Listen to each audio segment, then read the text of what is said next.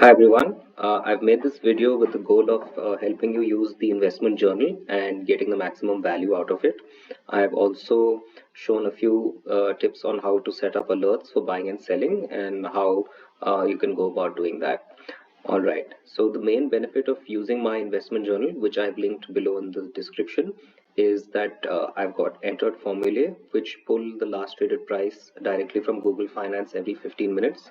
So you won't need to do that manually. So yeah, and this will only work online in Google Sheets. So don't try to download this and use it offline in Excel. To use the automated formulae, it needs to be in Google Sheets. All right. So once you open the investment journal, which is linked below, you should see this sheet here. So this is a read-only version, which is common for everyone. So please don't send me edit write requests. Make a copy for yourself to your own Google Drive and work on your journal over there. So I've shown here in snapshots how you can make a copy. So this is on mobile and this is for desktop. You need to be logged into your Google account. So just if you're on desktop, just click here on file and click on make a copy and give it whatever name you like and save it to your Google Drive. I have also summarized the rest of the tips of this video down here below in this sheet, but we'll also go through each of the items in the video itself. Alright, so the first thing we'll do is we'll look at setting up alerts. So let's head on over to trading view. So over here we have Tejas.net, which is a stock in my watch list and one which I might consider buying. So you can set up either price-based alerts or volume-based alerts. I'll go over volume alerts since that's what I generally prefer to use. So let's look at Tejas.net. So we look at which have been the high volume days and what was the volume on those days to get an idea of what would be a good volume level for us to get an alert for. So if I see the recent most up move, the volume was 3.5 million.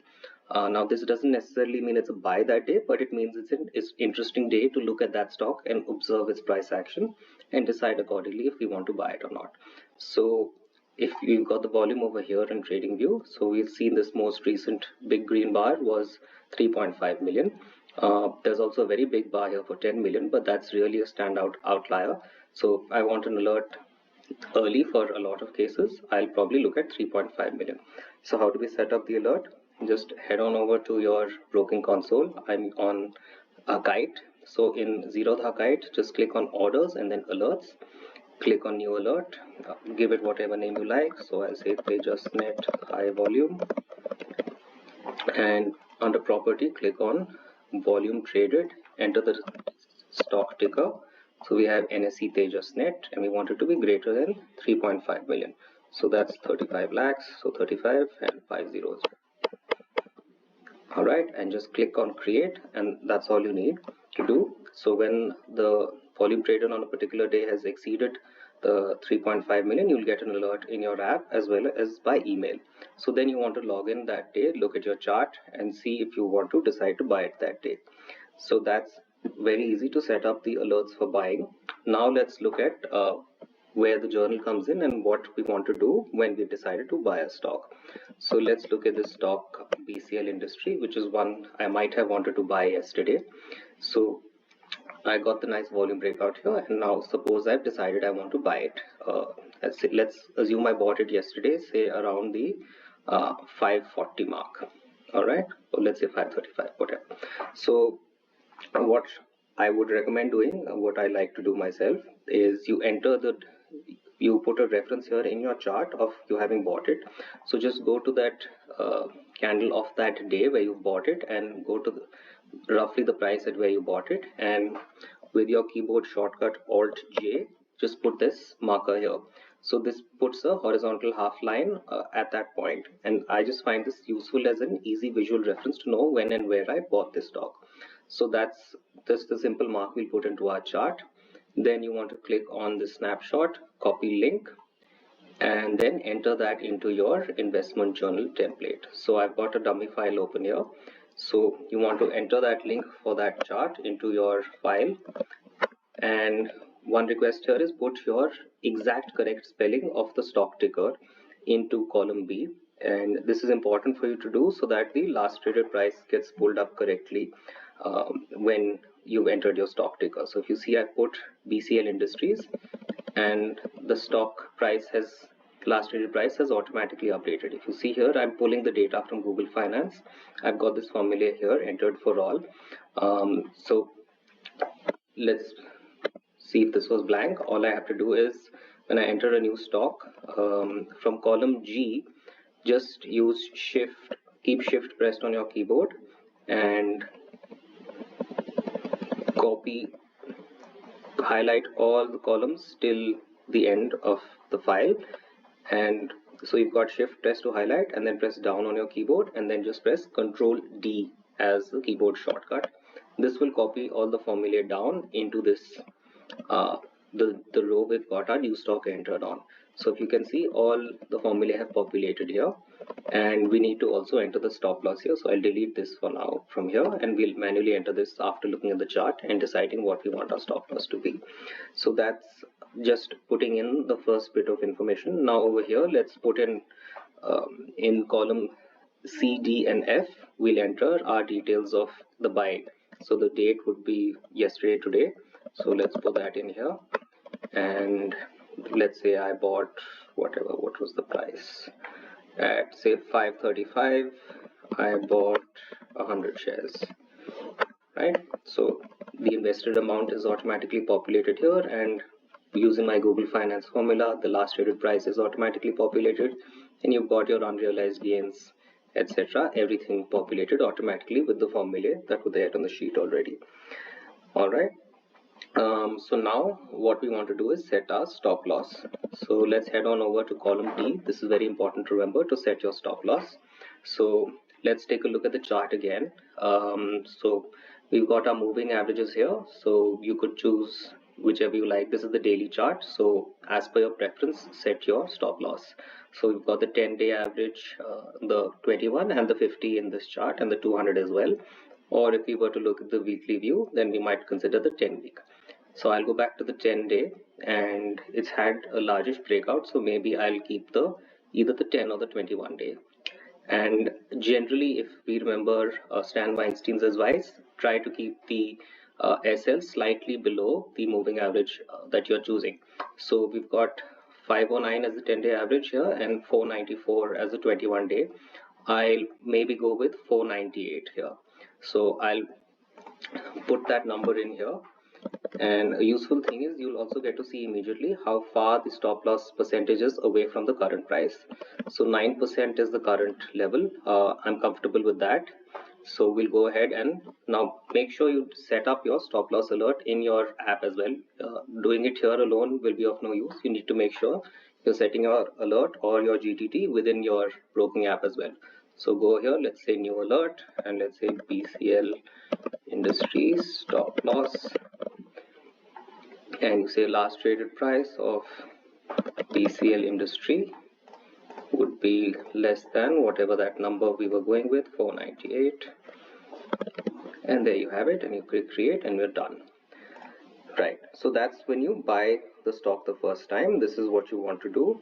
And as I mentioned earlier, if you've got this version of the file, then you've copied the formulae from here. Everything populates automatically. You just need to enter these details. That's all. Everything else will get populated automatically once you've copied the formula down into your row. Right? And again, I'm reiterating, please make sure you enter the stock ticker exactly correctly as it appears in the NSE name list. All right. And all right, so now another useful feature of the investment journal is you can quickly at a snapshot review your stop loss, how far away it is. So as a rule of thumb, I see if I've got any stop loss which is more than 10% away, then I want to review it and maybe update that stop loss. So since this is a dummy file, I've got some wild numbers here, but in general, if you've got anything in my personal preference, anything over 10-12%, I review it and just, let's say, update that stop loss over here, and make sure you update it in your broking app as well. So just you can quickly at a glance just see which are more than 10% away, and quickly you can do that. So you can just review it once or twice a week. If you really want, you could also set up a conditional formatting rule where anything greater than 10% would be highlighted in red or something like that, but I don't really feel the need, since you can just see anything which is in double digits, that's already high, and you maybe want to relook at and revise your stop loss. All right. So now what do we want to do when we sold a stock? So when you sold a stock, obviously now you want to enter your sell price and sell date here. Now suppose now I've decided to sell TCS today, and so I'll put in today's date here, and date goes here, and I'll put whatever price I sold it at. So let's say that was at 3600, right? So we've entered the cell, and now you see our realized gain, etc., gets populated. One request I have is that when you have sold a stock, just if you see we've still got the formula here, just overwrite it for this particular stock, overwrite this formula with the actual price you sold it at. The reason for this is that as you add a lot of rows to your file and you get a lot of stocks which are calling the formulae for the last traded price from Google Finance, it might slow the file down if you've say got 200 stocks and all of them are trying to pull the last traded price from Google Finance. So as in when you sell a stock, just override the formula with the actual price at which you sold it at, and that's all you need to do. Right. And now there might be a rare case where this last traded price does not update automatically from Google Finance. I came across one such, which was Inox Green. So I'll show you what you can try doing in that case. So I'll put in Inox Green here, right? And I'll copy all the formulae down like before. Make sure to put a fresh stop loss. Okay. Now you see the last traded price for Inox Green has not updated, even though the formula is populated, and it should be pulling it basis the name here. Now I've discovered that in some stocks the NSE name is not updated in Google Finance, so we'll go and use their code which they are using for the BSE name. So let's just go over to Google Finance and look for the stock. So we've got Inox Green. So if you see, they're using this BOM and this number, and that's basically what we want to put into our formula instead of NSE and the cell name here. So I'll just overwrite BOM. I'll overwrite NSE with BOM here, and instead of pulling the name from the cell, we'll populate that number here manually. So we'll put in BOM here, and what was the number? It was 543667. I'll just copy this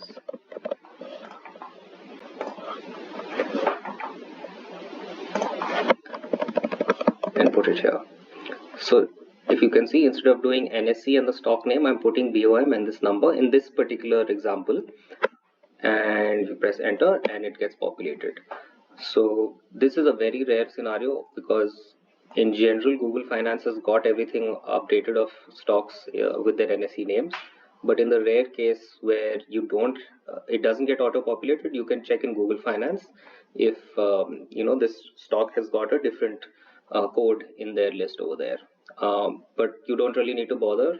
If you do ever come across such a scenario, you can just, for that particular stock, manually update the last traded price.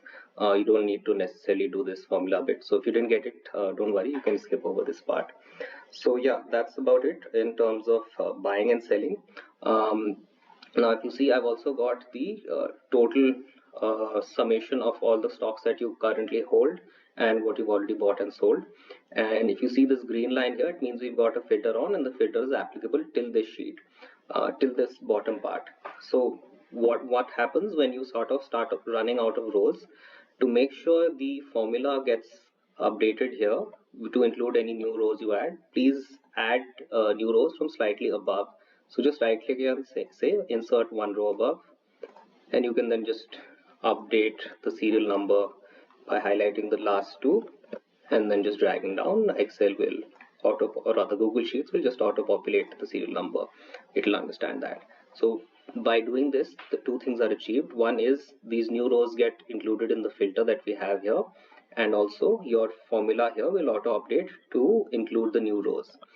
So yeah, one more thing about when you sell a stock. So I've got a filter on here which filters on basically date blank, so that sell date blank, so that you're only currently at a given time looking at stocks which you have currently holding and not already sold. So when you've sold something, just click on the filter, do clear, and click on blanks again, and if you see that TCS now will disappear from my view. It's still there, but it's not wasting my screen space, and I'm only looking at stocks which I would potentially currently be holding.